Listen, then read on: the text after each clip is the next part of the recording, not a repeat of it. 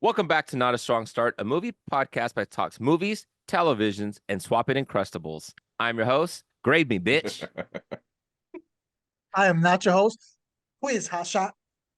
And I'm your other guy, breakfast clubbing. All right. So with the school season coming around for basically the world, I guess, definitely for the United States, all the kids are going back to school. We thought it was only appropriate to do an episode dedicated to the best movies that take place at a school. How do you guys normally view movies? Is this like a genre of yours that you guys like? Like, do you guys love movies centered around it? Man, love's a It's strong not. word, right? Yeah. Yeah, it's not a go-to.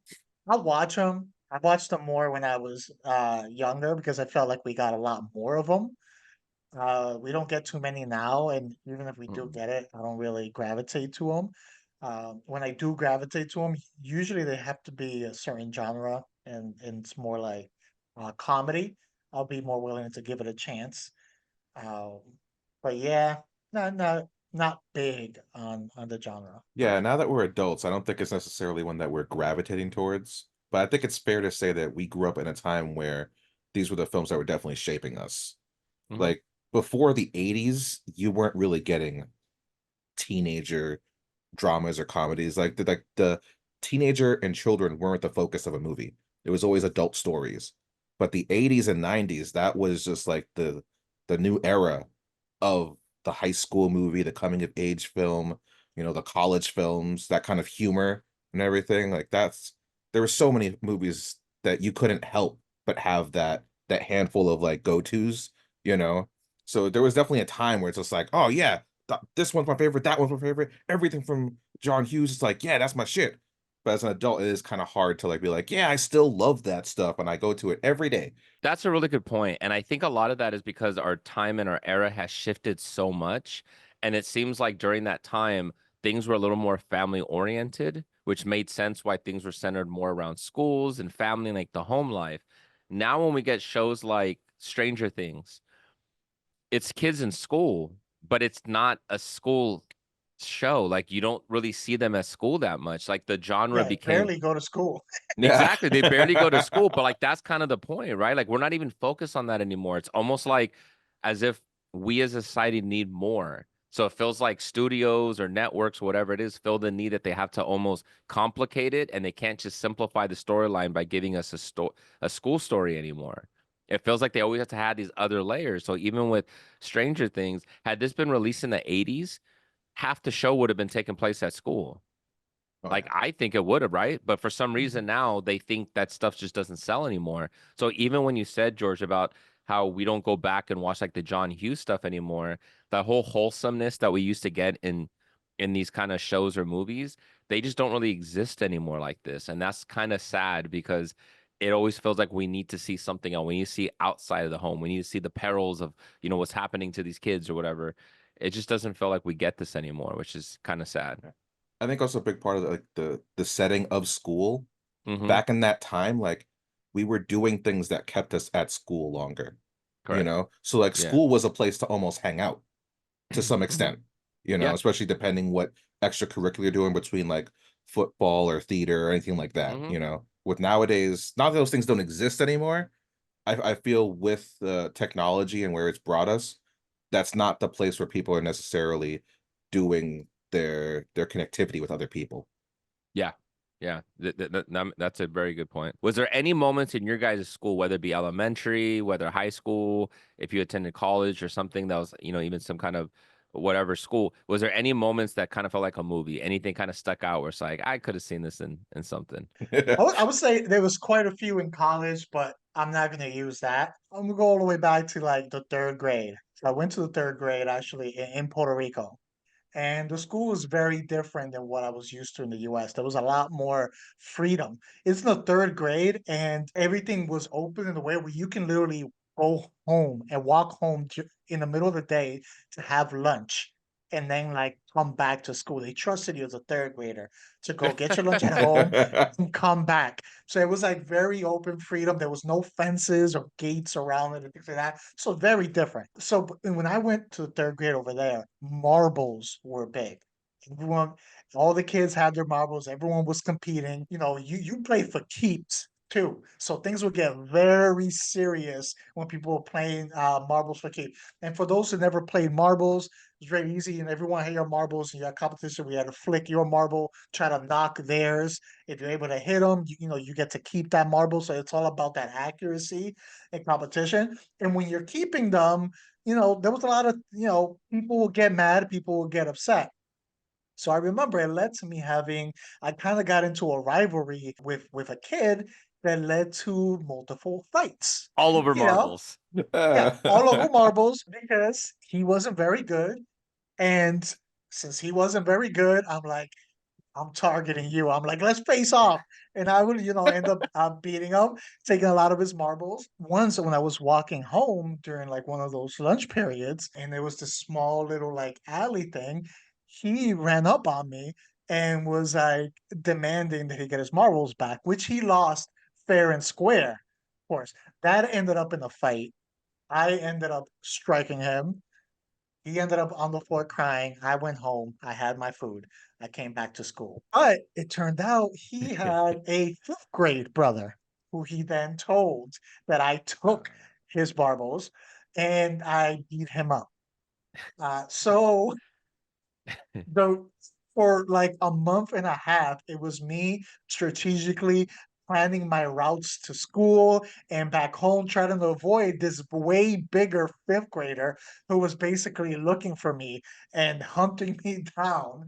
So I felt like that could have been like a movie. It's just, the marble competition, getting outside the tournament, and now, entering a rivalry, being hunted down by the older, stronger brother. He did get a hold of me once, and then we were in the middle of school, so he couldn't do too much. But he gave me a good punch in the stomach. I couldn't breathe for a good 5 minutes, and all of that. And then I felt it ended up that was enough for him. He just wanted like one good hit as retribution, and that's where it ended. But for a while there, I felt like I was in a movie and I was like on the run. Man, those cat's eye marbles, man. I'm telling you. Yeah. You needed a punch for that one. How about you, George? Oh, that's good. I guess I'd have to. Jose knows this. Us being in theater together, I feel like almost any day within our years in high school could be picked as moments in movies, especially with sometimes how we would antagonize, we'll say, the teachers. No. I'm not gonna say that I felt that way, but maybe they felt that way. I'm old enough now where I can put myself in someone else's shoes. I just remember like we have Spirit Week. Like every school generally has Spirit Week, and every day is kind of like catered to this certain thing. Maybe today you're dressing in pajamas. Today you guys are all gonna like have I don't know glasses or whatever. So like it's always some stupid thing. Guaranteed every time it would end with like school colors. So you'd wear everyone in school wear your school colors and show that pride because this was going to be the day that you were going to go face the opposite team that was like your rival team.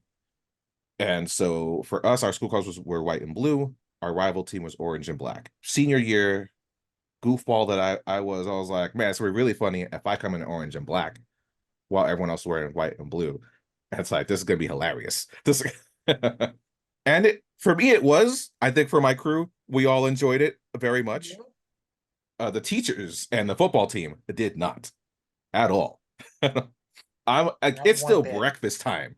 And like my teacher, like I think the coach, like Mr. Roush, came up to me and it's just like, George, I get it. You think you're being funny, but you better have a change of clothes. All right. I don't know how long I can hold the football team back from like wanting to attack you right now for what you're doing. And I'm just being a wise ass. Like how I was like, what? It's school. We're supposed to have school colors, right? We just never said which school colors. It's like school spirit, right? Shouldn't we have spirit for every school for unity, right? What's this rivalry stuff? This is so nonsensical. We should respect everyone and everyone's school and honor everyone's courage to get on that field and give it their all. Right? That's good sportsmanship, isn't it? I don't understand what's happening. Like if it got out of hand, I think I didn't even make it to like first or second period. I got brought to the principal's office and it's like, George, what's going on, man? I never hear from you. What is this? Like, you got to change your clothes. I was like, I don't have. You think I'm bringing extra clothes with me just to carry around? It's like, no, I brought this. He calls my mom up, and my mom was like, Jeez. what happened? Did he get into a fight or something? Man, they And cared that much? he cared Yep. this much. Jesus. It's not Keep in that mind, big of a deal, guys. this is very important to note. Our school had the worst football team. We'd win one game every year. Oh my God. So they're not That's even it. good. They were Nope. not even good at all. They took this sport so seriously. We were so much better at other things. Great basketball team, great volleyball team, track and field, pretty amazing. I think our baseball team had some good moments too. Yeah. Football team always sucked, and they sucked for like decades. It was just like it was so weird. But for some reason, they just held it such a high level. And he's just like, I'm sorry, Mrs. Moreau, but we can't keep him in school. We have to like suspend him. And my mom just goes off. She's like, "Did my son come to school naked?" It's like, well, no, that's weird. No, why would you say that? It's like, is he in clothes? Yeah. Did he do anything bad? Well, not really. Well, then what's the issue here? The football team wants to kill him. She's like, it's like, well, he's not getting suspended. You can send him home, but he's not getting suspended. This is not going on his record. It's like, okay, Mrs. Marrero. Okay, we'll do that. I get sent home. I'm leaving school through the front doors, and then Patrick comes in, one of our friends, with his mom, who is a teacher of the Lawrence public school system. And I tell her what happened. She's like, "What happened, George? Everything okay?" It's like, "Yeah, I'm fine. This total situation." This is ridiculous. This is stupid. Patrick turns to me, "Yo, George, you think you can give me your clothes, and I'll give you my clothes, and then I can get sent home too?" In front of his mom, as if like she's not gonna freaking hear this shit. And I was like, "Nah, man, I can't. Like, I'm not gonna do that to you. Not in front of your mom on the freaking street. No, it's not happening." And I you want go, to still go home. yeah, I want to You're go like, oh, home. you're just appropriate. Get Yeah, back in. yeah, Like, yeah. nah, I I'm went good. home. It felt like a Ferris Bueller's Day Off kind of moment. Mm-mm. Because like I got no one's at home. So it's like I'm at home chilling. I was like, man, I'm gonna go to the movies. Go to the movies, a good day. Go to the mall. I'm just having like the Mm-mm. greatest day just by myself. It's like, man, that's fucking cool as hell, man. Bumped into like a Mm-mm. coworker and everything because like they were skipping school that day. It's like, oh, it's so cool, man. What's up? Hang out for a bit. It's just this dopest moment. I did not have that luxury of getting sent home. No, you tried to And do the same shit. yeah, I did it, but I got pulled to the office by my arch nemesis teacher in the school who we have been in battles for years. They made me put on a black sweater, which didn't make a difference because my pants literally had orange Wow. straps coming down the side. So the colors were still there, but they did ban me from going to the school rally that afternoon. They were like, you cannot walk into into that gym. But yeah, that was a fun day. Yeah. So, Nice. who somehow got the entire school like pissed at us. So my story takes place in fifth grade. Okay. And I had this teacher that was cool, right? She was really cool to me. And I had to preface this by saying that, I think that was a grade where they had like, like class president or vice president, treasurer, secretary. For some reason, I was voted to become treasurer. Like I had no interest in doing any of this. Someone's like, I nominate Daniel. I'm like, what? And I was like, I second that. Whatever. So I was put on the ballot. I had to give a speech or whatever. I had zero interest doing this. I didn't want to do it. No idea why they picked me to do this. So whatever. Fast forward, I was elected treasurer. This is important. This is not the story, okay? So at the time, a big thing that was popular were snaps, right? Like the joking snaps. Your mama's so ghetto that da da da da da. Your daddy so this and this. Like those kind of jokes. And I had books of snaps where they would say things. So I was already getting up on my game of being able to just burn people left and right, being able to use these snaps. And I would bring them to school. I'd show friends. We'd all be laughing. And we had this thing where kids can write down and complain or do whatever they want, and it could be anonymous, and they put the little slips inside the box. Well, the people that had these political positions would pass around the notes and we read them out loud to the circle. I happened to get one since I was treasurer. I had to open one up that was a complaint about me. It says, so I pick it up. It reminded the episode of The Office. You remember where somebody made a complaint about Michael Scott, where he had the complaint and then they were like delivering the line the joke that he said, but they were butchering. He said, hold on. And then he starts doing like his Chris Rock impression. It was like that. So I'm sitting there reading and saying, Daniel brought a book of really offensive jokes and I don't like it. Like, for example, one of them says, your dad is like concrete. It takes him 3 days to get hard. So when I read it, I was like, oh, I know this joke. So I just like go into it and I like deliver it with like perfect timing and comedy. My teacher started cracking up, dead laughing with tears in her eyes, and she had to walk out of the room laughing so hard that we're all sitting there awkward. And I'm looking at the handwriting like, who the hell just threw me under the bus? I'm sitting there looking all It's like Mitch. I'm gonna memorize this damn handwriting, right? Which I did later, and I figured out who it was. Screw you, Emily. So anyway, so the teacher comes back in after like seriously like 5 minutes. Like we saw her outside the window just cracking up. So she pulls me out and she says, "Look, I have to seem like I'm getting you in trouble, so I'm gonna have you sit outside the classroom," which used to happen to me all the time because I used to be a kid that just talked all the time. I used to make jokes all the time. I always get kicked out of class, I'd just be sitting there outside the classroom, just sitting there like a punishment. She says, "Can I please borrow your books?" I was like, "Oh, you like Snatch?" She goes, "Yes. We're gonna tell everybody you got in trouble, but let me borrow them and I'll bring them back next week." I was like, "Sure." So I let her borrow my books and I got completely out of it. But I was just like, "What the hell?" But like, I always remember that specific joke, and in that specific moment, I had to read my own complaint. So there you go. What That's are my the story. change? Yeah, What are love the that. chains? You But suck, all right. Emily. Yeah, you suck, Emily. You don't rat me out like that, especially knowing that I could read it. Come on, idiot. All right. Snitches get ditches. Exactly. Something like that. Yeah. You know? Hey everyone, let's take a moment to talk about where I've been getting these new Not a Strong Start t-shirts from. Head on over to itsnas.threadless.com, the only place where you can get Not a Strong Start merch, whether it's our newly designed mascot or just your favorite movie logo now with some Nas flair. You can rep your Nas love on tee, hoodie, mug, rug, and so much more. So get yours today. Just click on that link below and have yourself a strong start. And not a strong, have a not a strong start, have a start that's strong, but not so strong. You know what to do. All right, so let's get into our back to school movies, right? Let's get into these sections. Now we talked about ourselves. Which period, in your guys' opinion, makes a better movie? Is it more elementary? Do you guys like the high school? Do you like the college? Which period and why? So George, we'll start off with you. I have to go with high school. I think just from like a storytelling standpoint, like there's just so much to pull from there. It's a great coming of age moment in life. You know, your body's changing, you're finding your voice. There's just so many like little like tidbits of life. Like, you're kind of like first discovering responsibilities like as an adult, but you're also still young enough to have some of those like youthful connective tissues to just like being at home. Like you're not free from that home life still. You're still under your parents' roof. So there's just so much going on that you can really dive into. I feel like it's just such a flush place to dig from. Not that college and elementary school aren't great. They have their Mhm. own things that you can go through, but like it's just such a formative year or 4 years for people that everyone just really connects with some way or another. I'm gonna have to go with college. I feel first of all you're more open to do things because it's not kids, it's not young kids that you're including in here, which kind of opens up what you could do and how like crazy you can get and things like that. Especially this day and age where everyone's like on high alert and easily offended over everything. You know, you get a little more bandwidth from going college. You also can have more diverse personalities. You know, usually when you're looking at a college, many people are not even from that town, not even from that state, sometimes not even from that country.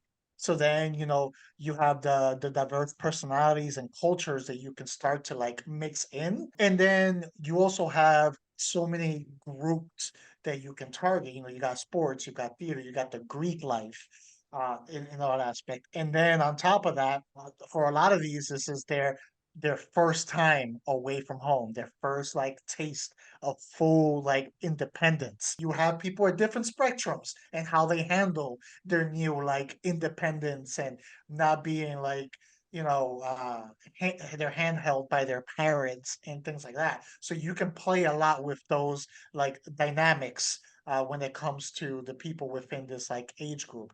So that's why I say college because of the versatility that you could get with it. Yeah, no, that's a good one. And I really love school-based movies. Like I'm a fan of them because it shows so much vulnerability. The coming of age story, I'm a huge fan of as well. I think high school is the juiciest to me, and not to regurgitate what George said, but another big one is that you have the most diverse characters. Because when you're in elementary, kids tend to be more into the same things. you're into the similar cartoons. When you go to college, you're getting kids that are already whose future is more focused on that college. It tends to be even though you have a diverse set of people that go to college, it's the same type.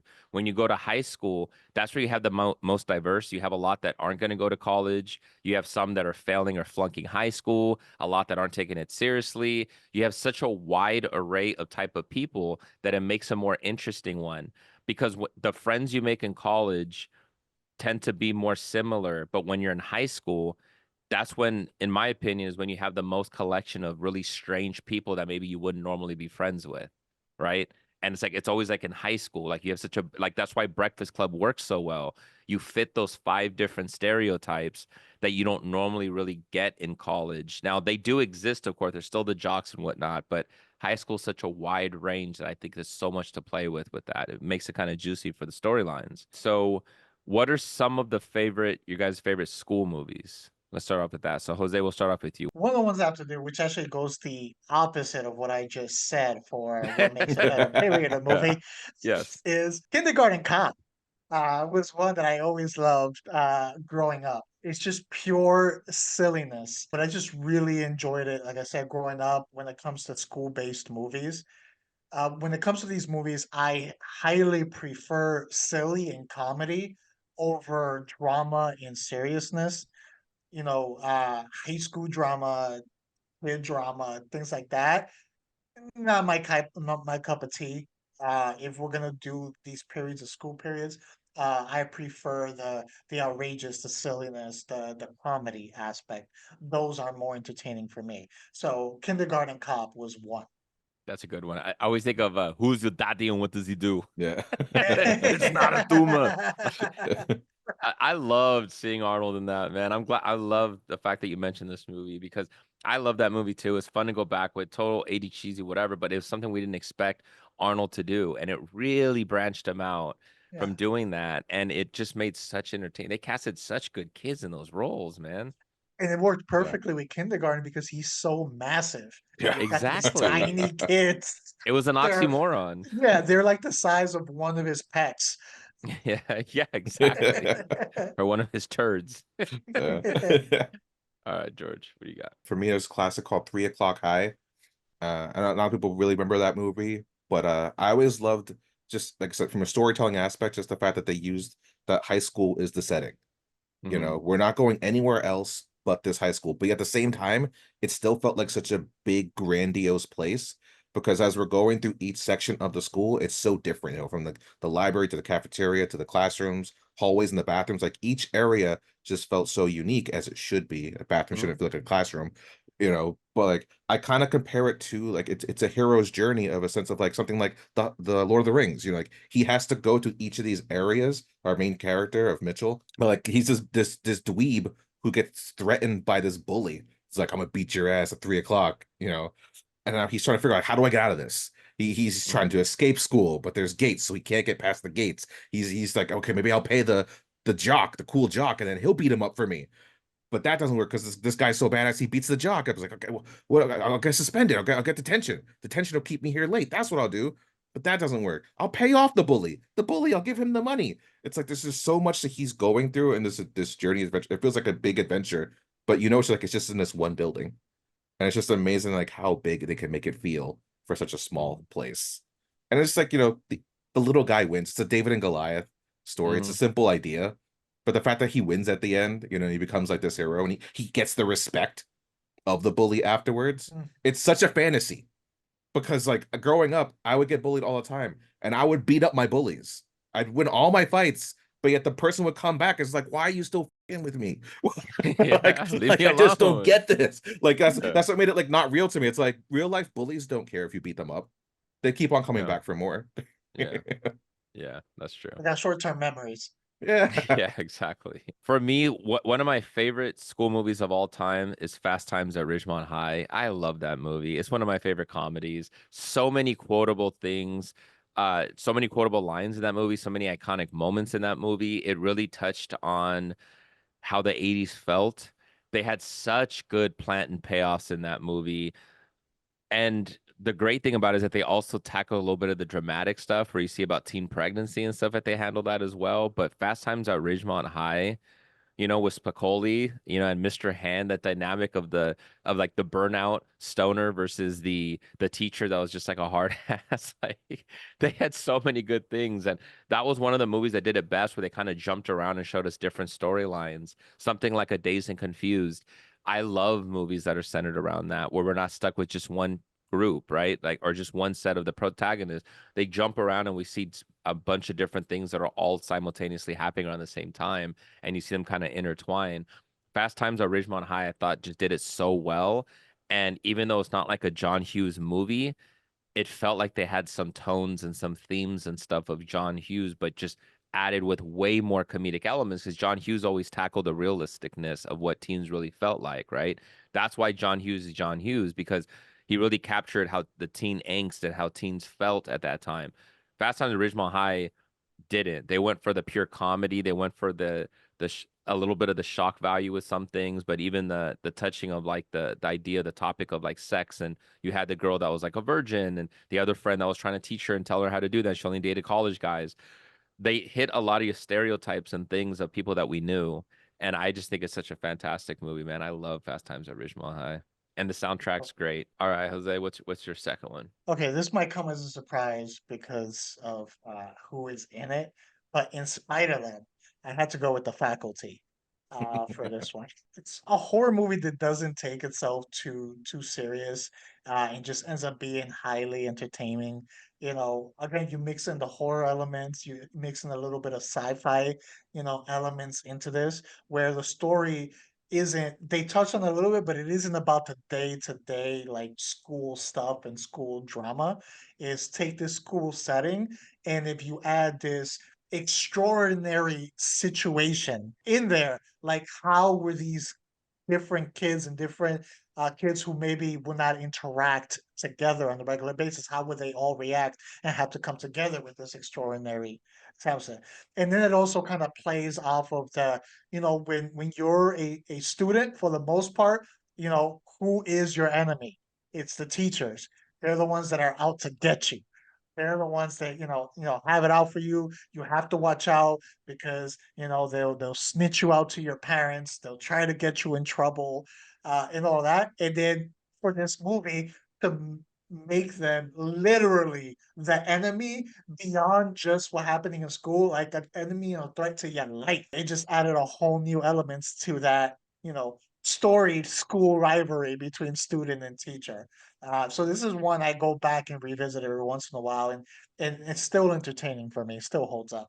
It's The Thing. It's essentially like The Thing or Invasion of the Body Snatchers. Like, Yeah, at school, Meets like, meets the Breakfast it's Club. fun. Meets yeah. Exactly. Like, it's so fun, man. It's such a great one. And of course, you got Elijah Wood in there, right? My second is I'm going to college in this one. It's Real Genius with Val Mm-hmm. Kilmer. Mm-hmm. I love this movie so much, man, because it's just I talk about it a bit sometimes with people, like how much I like Ryan Reynolds. I think he's super funny and very Mm-hmm. charismatic. Discovered him through the Van Wilder film, but before there was a Van Wilder, for me it was Val Kilmer. Like his quick wit in this movie. Like I've never actually found out whether or not if he did any improv in it. I think it's probably just mostly solid writing, but the way he delivers his lines, it's so smart and like it's so comfortable. It's like you could believe like this is who he is in real life. In real life, he is Chris Mm-hmm. Knight. He's this dope genius who you want to hang out with, who's freaking making like dried ice to cut into quarters so he can like hack the freaking vending machine. It's like this ridiculousness. And like I remember some of the stuff he would say of just like the new kid coming in. He's like, "Hey, I had this dream last night." It's like, "Oh, was it you dressed as a sun god? Surrounded by a bunch of hot women throwing pickles at you?" Someone's like, "No." It's like, damn, why am I the only one who dreams of that? It's just like that's so silly. And I remember like just Mm-hmm. repeating that kind of stuff as like a 5-year-old, and my friends look at me like, "You're stupid, man." Like, it's like you don't get it. You're not there yet. You don't understand the Mm-hmm. power of Chris Knight. Mm-hmm. But it was like the movie had so much going for it. Like, it wasn't just like this Revenge of the Nerds type. It was also had this whole series like war games Mm-hmm. thing kind of going on with Mm-hmm. them creating like the super laser and stuff. It's just so fun. Like I had Yeah. everyone should go back to watch it. Plus you got Tears for Fears at the end of Mm-hmm. it. That freaking pinnacle. Everyone wants to rule the world song. It's Yeah. classic. I I hear remember you. liking that. I have not seen that since I was a kid. I need to revisit Same. it. Same. And you mentioned war games. I'm like, oh, I loved war games. But even with that one, I saw it as a kid and I don't really remember it, but I remember liking it. And that's even when you're describing, like, I gotta go back to that, man. It's been a long while. Here's one that I picked. And this one took an interesting turn because they showed us something different with it. The first Back to the Future, man. It's centered around Enchantment Under the Sea dance, like the school one where he had to get his parents back together again. And even though we had Marty McFly and he went to school, we didn't see we didn't see him at his school and how his life really was, right? I mean, we saw him, with his girlfriend after class ended, but it's him going back to the 50s and trying to bridge the parents together. Otherwise, his existence disappears forever. Back to the Future 2 and 3 were not centered around school, but only the first one truly was. Like, you even had the same principal, that he was like the smart ass. And I love Back to the Future. It's one of my favorite franchises of all time. But the first one is so centered around that school, and even had like the bully, like it's so awesome. And the fact that he goes back and he's like, oh, my dad's a nerd, like a geek. And you see him, and it's like, how disappointing, because we have the image of our parents and what you think they are. And when you go back, it's like, oh man, they're even worse than I thought that they were. Like, so even when he's trying to get his dad to build up and he's trying to bridge it between his mom and the mom has the hots for him, it's like, the thing about Back to the Future is that anything that can go wrong goes wrong over and over and over and over. And Marty McFly just cannot stop the bleeding. Like, he tries. And even when he's in there and he's trying to do well, they can't stop. Like, even the mom drinking, he's like, Mom, what are you doing? When she's in the car, it's like, they're not at all who he thought that they were. And I thought it was such an interesting take because it's not your traditional school movie. So the fact you get to go back and see how your parents were, that's crazy, man. Like, that's such an original, brilliant idea. So I love that movie. I mean, we've talked so much about Back to the Future. Yeah. What's not to love? Exactly. Yeah. So let's give one quick honorable mention shout out. Okay. Yeah, for my last one, for my honorable mention, I wanted to go with something newer and something that I really like because it kind of gave us a different perspective. You took a kid situation and you put it on the teachers themselves. And that is the movie Fist Fight from a few years ago with That's Ice 3 o'clock Cube high. Yeah, that's and Charlie Day. the This movie just made me laugh. They worked very well together. And there's one scene at the end with the teacher's daughter at her talent show.